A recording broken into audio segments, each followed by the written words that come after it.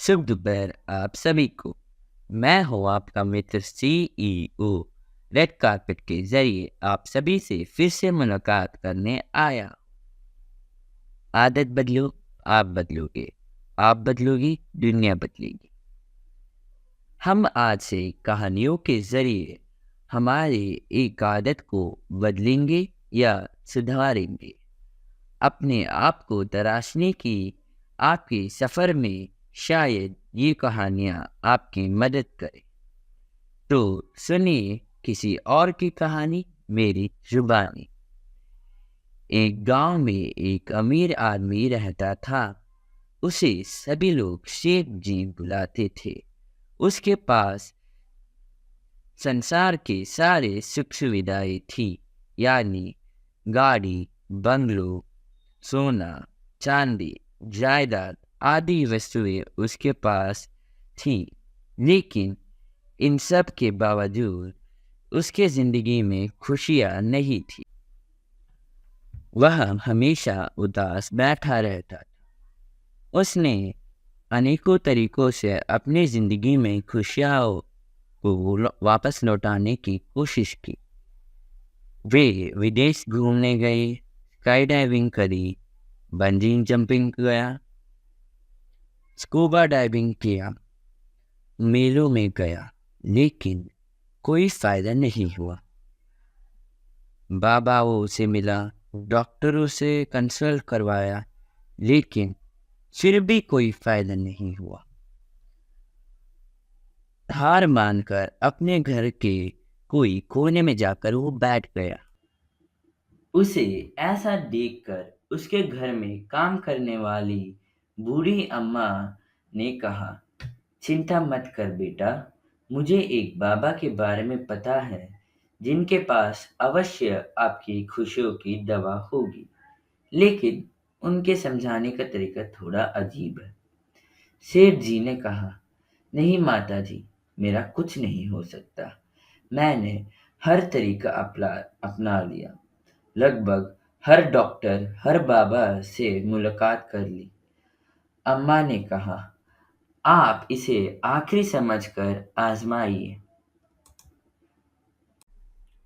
अम्मा जी के जोर देने की वजह से सेठ जी ने कहा, ठीक है अम्मा, लेकिन वो कहाँ मिलेंगे? अम्मा ने कहा, वो यहाँ नहीं रहते हैं बेटा, वो यहाँ से 4 गांव दूर रहते हैं। इसके सुनने के पश्चात सेठ जी ने तुरंत ही अपने गाड़ी में बैठकर गांव की तरफ वे रवाना हो गए। जैसे ही उन्होंने गांव के अंदर प्रवेश किया, उन्होंने देखा कि गांव का माहौल बहुत अच्छा था। उन्हें लगा शायद यहाँ उनकी खुशियों की तिजोरी खुल सकती है। गांव वालों ने बताया कि बाबा गांव के अंदर नहीं रहते हैं और वो गांव के पास वाले एक पहाड़ के पास ही रहते हैं। तो सेठ जी ने उन्हें धन्यवाद कहकर उधर से वो उस पहाड़ की तरफ चले गए। बीच रास्ते में उनकी गाड़ी का टायर पंचर हो गया। टायर के ठीक होने के लिए भी वो रुक नहीं सके और उन्होंने अपने ड्राइवर को उसे ठीक करवाने के लिए लगाया और वे पहाड़ के ऊपर चढ़ने लगे। पहाड़ की चोटी के पास ऊपर एक बड़े से पेड़ के पास एक बाबा जी लेटे हुए थे। बाबा जी बहुत सिद्ध पुरुष थे। जैसे ही उन्होंने सेठ को देखा, उन्हें पता चल गया कि इनकी क्या दुविधा है।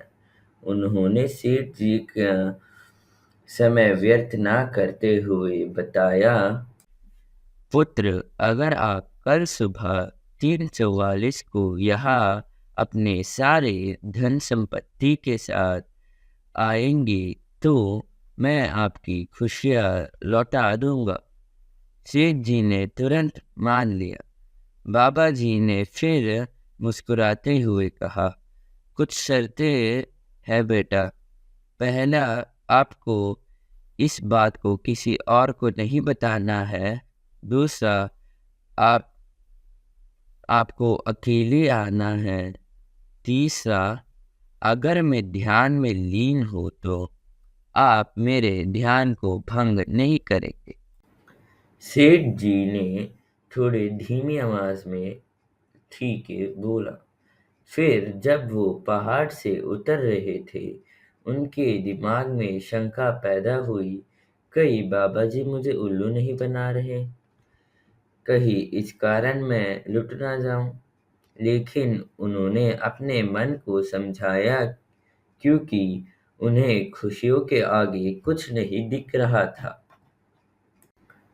फिर उन्होंने अपनी सारी संपत्ति को समेटकर निर्धारित समय पर बाबा जी से मिलने वे चले गए।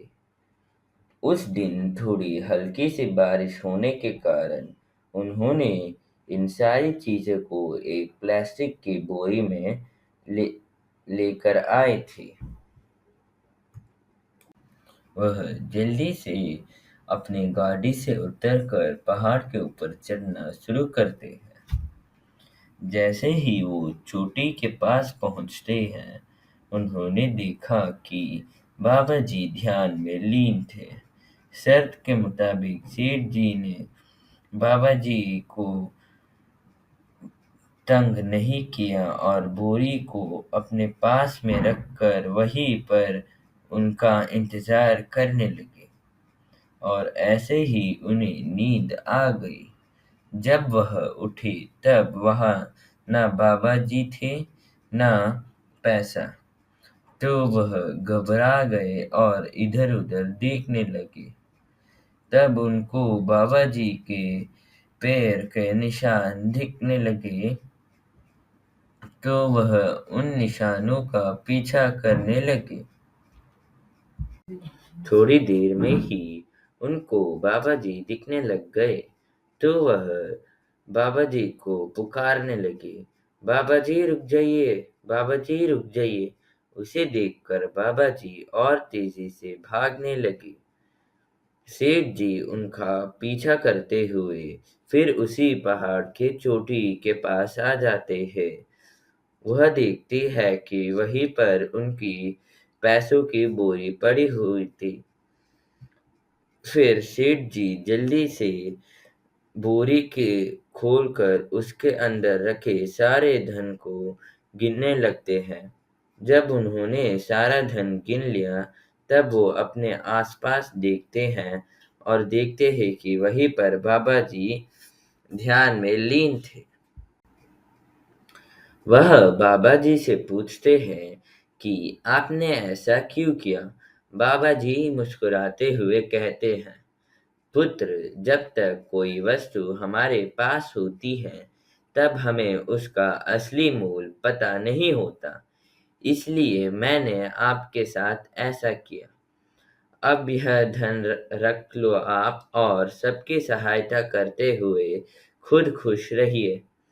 सेठ जी को अपना धन वापस पाकर बहुत खुशी हुई और वे फिर कभी उस पहाड़ की तरफ गलती से भी पीछे मुड़कर नहीं देखा। इस कहानी से हमें यह सीख मिलती है कि इंसान को उन वस्तुओं की कदर नहीं होती है जो वस्तुएं उसके पास होती हैं। जब वे वस्तुएं उससे दूर चली जाती हैं, तब उन्हें उनकी असली कीमत पता चलती है। अर्थात हमें हमेशा जो वस्तुएं हमारे पास होती हैं उनकी कदर करनी चाहिए, क्योंकि कुछ वस्तुएं जाने के बाद वापस आती हैं और कुछ नहीं। धन्यवाद। अगर आपको ये वीडियो अच्छा लगा हो तो लाइक, शेयर, सब्सक्राइब करना भूलना मत।